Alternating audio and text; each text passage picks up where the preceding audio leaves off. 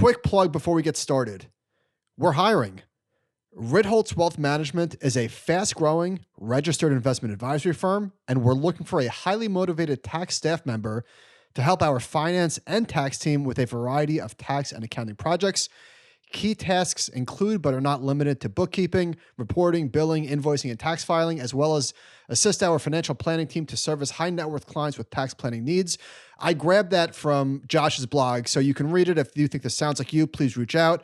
Ideally, this is an entry-level position, somebody with some experience, but not somebody with 30 years of corporate accounting. That's not the job. So, and this is a remote position, work from anywhere. That's right. We're a remote company. Yep, reach out. All right, I have a question for you. Please. How does it feel to know that there's a 35% chance that a story written about you could be used in a Michael Lewis book about the current bubble we're going under? Like, what are the odds there? So I don't think it's gonna get that big that Michael Lewis is gonna write about it, but maybe. Okay, just the current bubble that the everything bubble, I guess, if that's what you want to call it. Okay, all right. This is from the Financial Times. A story called "Collectors Pay Big Money for a Slice of Blockchain Basketball Action," and it goes. Case in point, Robin Batnick, a high school guidance counselor from Long Island, New York, said she became immediately enthralled with collecting Top Shot moments after her husband suggested it was an activity they could do together. The company that trades gifts together stays together. Words were put in my mouth. I guess it's a fair takeaway. Okay, my favorite part. And I quote, he was like, "I have a confession to make. I just spent $2,500 on a hologram," she said. That's pretty much verbatim. Okay, we'll get more into this stuff in a moment. But yeah, there was a Financial Times article about NBA Top Shot, and you're apparently the go-to for, I don't know.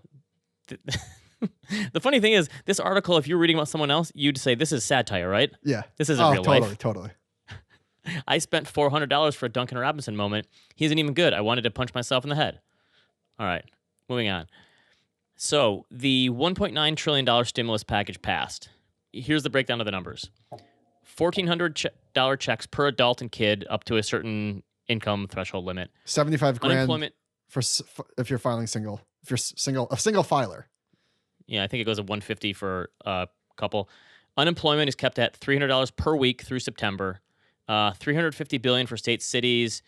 $3,000 per kid, ages 6 to 17, and $3,600 0 to 6. That's for the child tax credit. $170 billion for schools. $100 billion for public health. These numbers are just massive. $100 billion. $100 billion for public health is $800 million toward aid for homeless youth, and $27 billion towards emergency rental assistance. I think at this point, because the 2008 bailouts were so geared towards Wall Street, not Main Street, I think people are just assume all bailouts and government spending must be bad. This is it's a win for these Main numbers Street. Are crazy.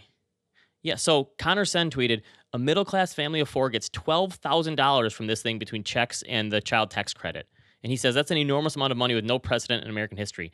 I agree. When you look at these numbers, I almost think that we're underrating the importance of this. These are huge. So they looked at, the Washington Post had this article, they broke everything down, and they looked at the 3 spending bills, one from March 2020, December 2020, and then this latest one in March 2021. The original one went like 40% to individuals, 30% to businesses, 10% to government, and 19% to other, which Lord only knows what that means. This one is 54% to individuals, only 4% to businesses. Yeah, well, I don't know. 27% to government. So could this have been better? Yes, you could always say that. Is this a huge improvement on what the spending was in 2008? I think so. And I mean, these numbers, 54% to individuals. So they said a family of 4 in Massachusetts in which one parent lost a job would get around $66,000 from the government, including $15,500 in assistance that would have been available without the stimulus. So that extra $50,000 or so comes from this. And again, that's for someone who's filed for unemployment. A single job loser in Tennessee would get around $44,000, including $6,200 that would have been available even without stimulus. So obviously, those are the people in need. They lost their job. There's other people who didn't lose their job. Their business is fine. They're going to get a check. It doesn't seem fair. And then there's other people who were just on the other side of this threshold who probably should have got some money, and they're hurting more than they, than you'd think, and they should have gotten it. So it's never going to be perfect. But I just this amount of money, I don't think that you can. Every time is different, obviously, right? We always say this, like, you can't say this time is different because every time is different. this money, I don't know what this is going to do. It's almost, I can't even wrap my head around how many changes this could bring about, not only from like an economic perspective, but like the future. I think everything's on the table at this point. This is like the start of universal basic income, I think. Is that possible? I mean, and it's going to, crazy enough, it's going to start in the Trump administration. You're going to be able to date universal basic income in America if that happens. Back to Trump. All right, here's the child tax credit one, I think is the big one that I guess it's only here for a year. They're going to try it out, and then the Democrats are going to try to get it in. More than 93% of children, 69 million, would receive benefits under the plan at a cost of $100 billion. And the monthly checks, they're going to do it in checks, I guess, are going to be up to $300 for young children, $250 for those over 5, would cut child poverty by 45% and more than 50% among black families. Now, the big thing for people in the investing world to complain about is, okay, who's gonna pay for this? Eventually, it's gonna have to be paid back. And then, isn't the risk inflation? And my point is, if we're gonna risk inflation and spend a lot of money, isn't this something we want to risk it on? Like we could cut child poverty in half. Yes. Isn't that worth the risk? Yes. Obviously, yes. There's risks here. I agree. Things could get out of hand, and there's no way you can say that inflation is not a risk here and it's not going to get out of control, even if you think that maybe it shouldn't. But that is a risk. I think that it's worth taking in this if you're spending it on something good, right? If this money was all going to banks and airlines and whoever, then no, it's not worth it. But maybe in this instance it is, even if this stuff makes you mad. I agree. Matthew Klein provided the other side of this, that maybe it won't lead to a spending boom like we're thinking. He said, so he writes for Barron's. He said, some economists fear that all the spare cash could lead to overheating once widespread vaccinations restore pre-pandemic normalcy, with too much money fueling a surge in demand for scarce goods and services, but that's not a likely outcome. A close look at where the money has actually gone implies that the excess savings will probably finance a modest post-pandemic consumption boomlet rather than an inflationary binge. So he looked at the data and said, according to the Fed, about 28% of the increase in liquid assets from the end of 2019 through the end of September went to Americans in the top 1% of the income distribution. Wow. So that's when people talk about the Fed contributing to inequality, I guess that's what they're pointing at. But his point is that, so 28% of the gain went to people in the top 1%. They're not going to spend all of that money, right? Stating the obvious. So they've been able, not only that it's not like they got money. Those people saved more money, right? They put money aside because they didn't spend as much. So they can't possibly spend all of that. All right. Then he says 70% of the extra cash went to Americans in the top quintile.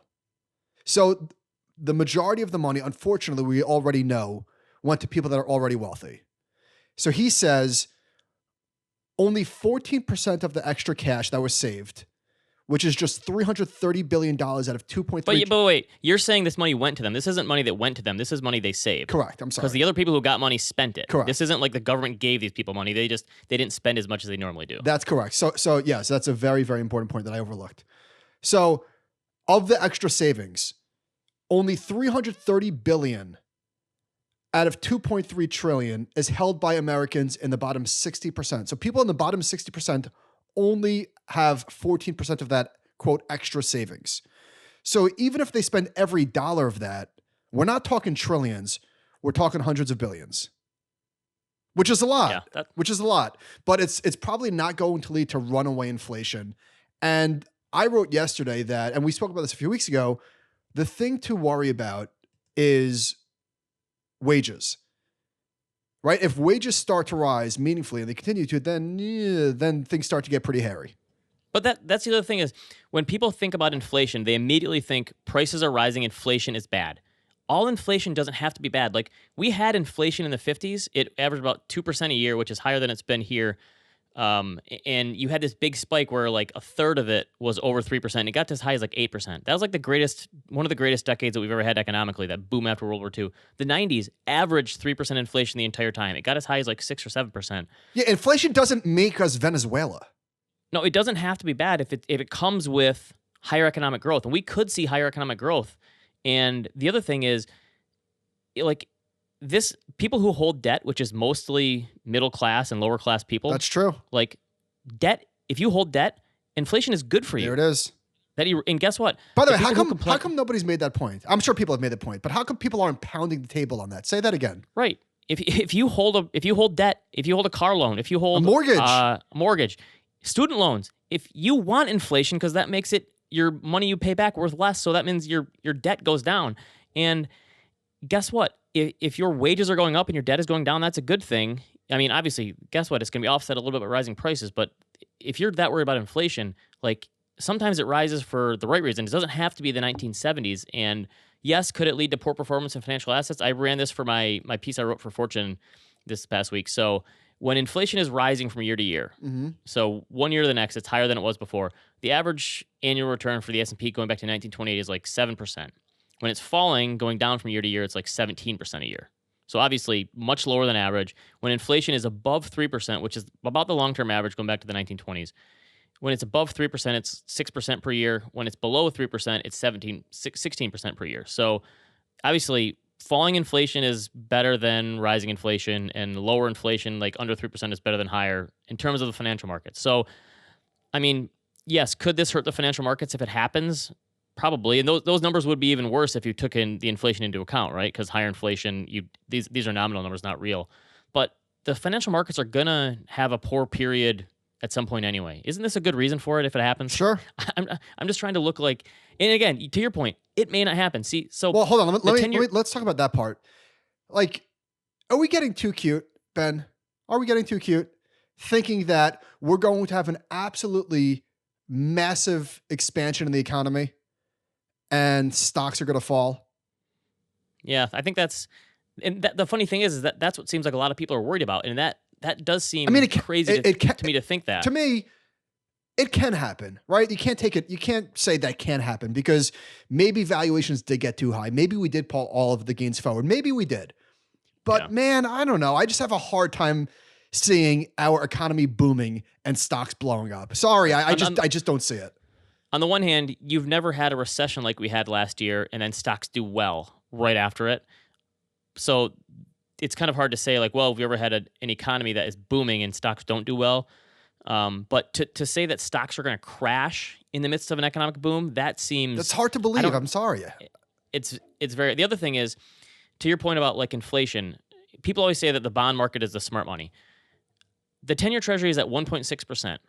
Now, I'm not saying that the bond market and markets are all seeing all the time. A lot of it is based so much more on psychology than anything else. But if markets are that smart, why aren't 10-year Treasuries at 3% right now? If we're for sure going to have this rip-roaring inflation that everyone is worried about, it's like this big risk that everyone can see coming. Maybe I'm giving gold too much credit, but look at the price of gold. Went from 2,000, almost 2,100 down to 1,680. And we don't usually see the big risk coming, right? Everyone is afraid of inflation. When is the last time that we all saw the big risk? Counterpoint, inflation is actually 10%. But so I don't know. And maybe the market action is freaking people out because growth stocks have been getting wrecked. So the S&P, if you looked at the S&P 500, everything seems fine at the moment, right? It's down 2%. You know that meme of the guy like mowing his lawn with the tornado behind him? So the tornado are SPACs and growth stocks, and that guy is General Electric. Right. And I guess if you're an investor who has poured everything into tech these past few years, and then you've probably done well, but if you've come a Johnny come lately, then you've gotten wrecked a little bit because the S&P as of right now is down 2% from the highs. You have stocks. By the way, Dow, it's Monday. The Dow is at an all-time high. And speaking of it's Monday, I feel like last week was 3 years ago. Like I feel like a lot of the stuff that we put on the doc is stale. For example, on Tuesday, Jeff Mackey tweeted a chart of Target and Zoom, which both beat expectations. Like Zoom crushed. And he wrote, these aren't confident reactions to positive news. And that was on the day that Zoom was up as much as 7%, closed down 6%. That tweet feels like it's 5 years old. What I said to you is we're having this second guessing regime shift where you had all these companies that did awesome, Peloton and Zoom and all these companies, and people are starting to reassess like Square, Shop, Stitch Fix, Zoom, right, DocuSign, Teledoc. Sorry. Zoom and Peloton are down 40%.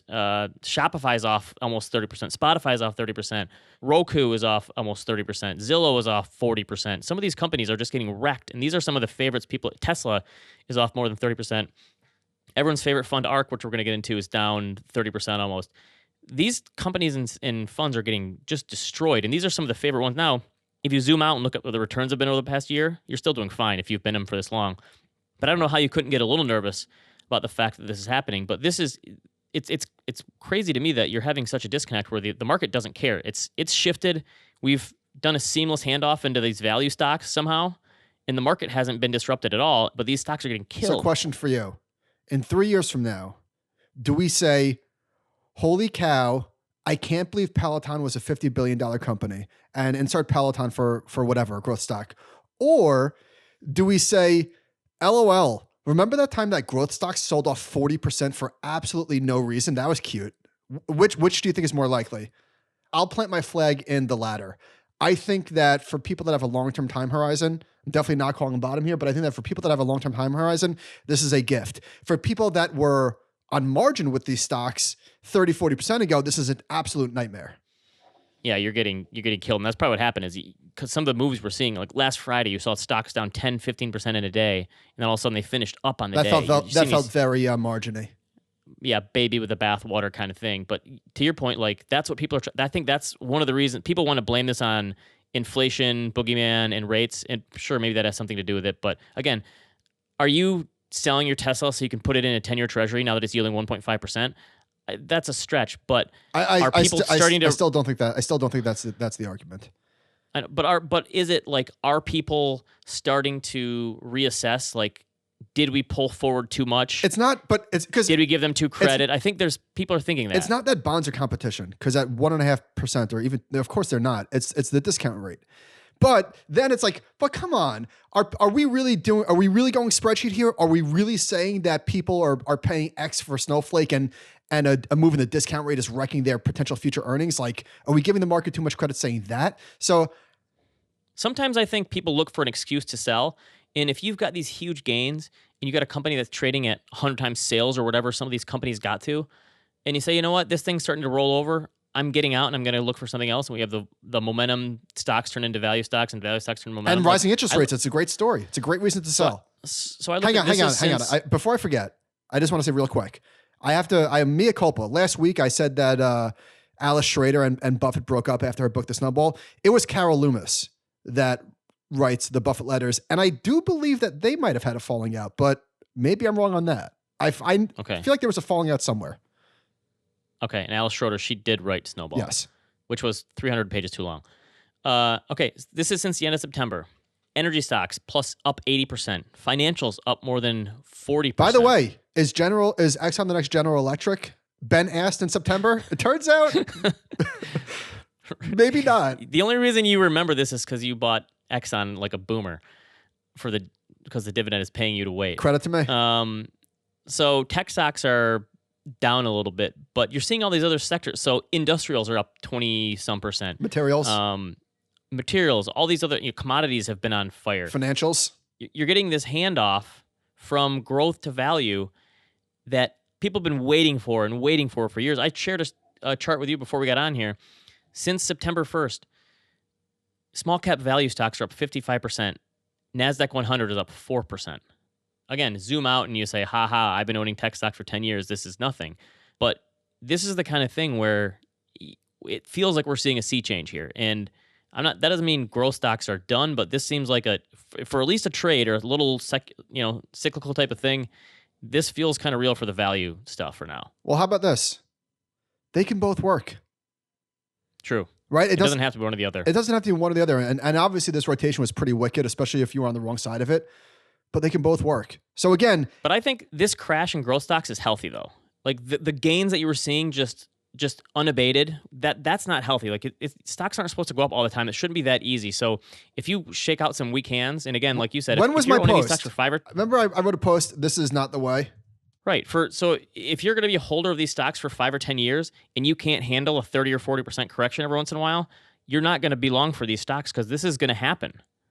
These stocks are going to crash way more often than the market. And if you're not stepping in to be a buyer here, then there's no way you can hold these for the long term if that's the case, because this is going to happen again too. So let's talk about ARK. We've got a few emails about this. I don't think that there is going to be a mass exodus. I just think that narrative is too easy, that People are going to get a comeuppance. I mean, there's so much schadenfreude around this thing. So, By the way, I can never say that word. I can read it. I can't say it. did I say it right? I don't even know if I said it right. Schadenfreude. I don't know. I don't want to even try. I don't get the people that are rooting against her. I do. I'm not going to cheer her on, but I'm not going to like say like, oh yes, she's coming down. Like, I don't see why people are just... That's because you're too nice. You don't understand schadenfreude, people being upset with other people's success. Come on. Yeah, I get that. But people do that a little bit with like Buffett. I think that there's something to the fact that she's a woman on this. I think people are giving her way too much of a hard time, and she didn't get enough credit on the way up, and now people are hammering her on the way down. Well, that I don't necessarily disagree with. Balchunas tweeted, ARK's bad week resulted in a pretty minor $740 million in outflows. So I think she's still up. She's still taking in $16 billion on the year. But why don't we get to some really interesting data points from Ben Johnson over at Morningstar? So he looked at the fact that can they get too big, and is size the enemy of outperformance? People have been talking about this, that I don't even think people are really talking down their ARK's process, because if they hold these stocks for 5 or 10 years, these dips like this in these potential liquidity issues, they shouldn't be that big of a deal, right? But I think they're in a 30%. Are they in a 30% drawdown? Probably 30% drawdown. So, okay. But the fact that they are more transparent, which I think is a good thing, it may be bad for them structurally. So Ben Johnson said, among the 20 new names that they added across their 5 actively managed ETFs in 2021, 14 saw their stock prices rise by more than 3% the day after they revealed their purchase. Wild. And they own more than 10% of 26 companies. So this is getting huge. If they ever, because they're so transparent and they talk about what they're buying and selling, people can see it on a daily basis and start trying to front run these things or trade off of them or trade right after them. And that's where things get sticky, is when the market starts looking at this because they are so big. And it's almost no fault of their own. And yeah, so at the end of October 2020, a third of their assets were in stocks with a market cap under $5 billion. So obviously, with their growth, they can't really swim in that pond much longer. So that number went from 33% down to 14% at the end of February. And one of the reasons they have those huge gains is because they were in smaller companies. Now they have to fish in the pond with a bigger fish. So I feel like we both messed up the pond references the past couple weeks. Anyway, they're having to use bigger stocks, and that could curtail their performance. Again, size is the enemy of outperformance. If you have to go with larger stocks, they're not going to have as big of a runway as the smaller and mid-cap stocks. So here's a good one. Only 64 of the 8,637 U.S. domiciled mutual funds in the database have ever gained as much as she did over a similar time frame. And of those 64, 26 of them trace their success to the dot-com bubble. Wow. If and when they do start to see some outflows, like if they have another leg down here, which you can't rule out that these growth stocks don't have another leg down, it wouldn't shock me at all, and we start seeing some outflows, then it would be interesting to see what happens there. To the prices. To the prices. Yeah. Let me ask you a question. What's the level? Because you've made the case that investors are getting smarter. And I don't know that this is necessarily smart to hang on to something that's in a 40, 50% drawdown. That's up for you to decide, I guess, as the investor that's in that fund. But at what level do you start seeing panic? Because I don't think 30% does it. I think that investors can handle a 30%. Now, if you went in at the very top, yeah, maybe the people that came in late are going to run. But the core fans, and she's got a ton of them, I think that they're sticking with her for the duration, unless it's like catastrophic. It could be, and maybe the worst thing that could happen is like, what if they have an 18 to 24 months where they're volatile, but they don't really go anywhere, and eventually people just like start looking for momentum elsewhere. Yeah, but I'm saying like these things take time for the enthusiasm to die. It's not just going to be a peak and crash. I mean, I guess it's possible, but to me, that's unlikely. And investors have been conditioned to know that when stocks fall a lot, you buy more, and then it works out for you immediately. That's what's happened right in recent years and months. So yeah, maybe there's something to that where people just hope that happens again.